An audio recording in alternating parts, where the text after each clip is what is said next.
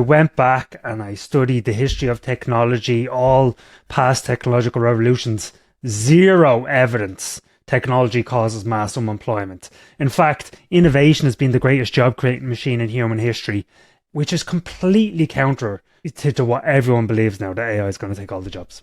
All right, I'm going to need you to pull your head out of the economics textbook. Talk to real people with real jobs today, because so there's even a word for the destruction of jobs by technology, or a term, creative destruction, right? Creative destruction doesn't just apply to technologies and businesses, it applies to jobs.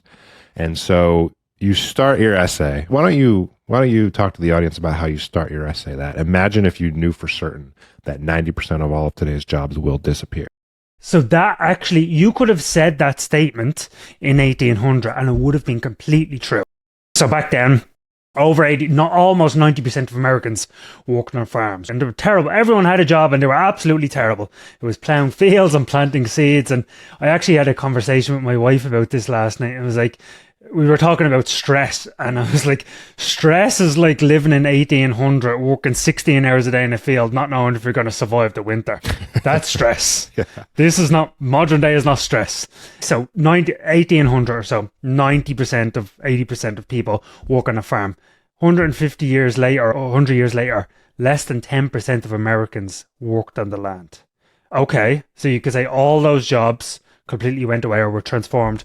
Did the 19th century and 20th century see the cause of mass unemployment? No. The total opposite.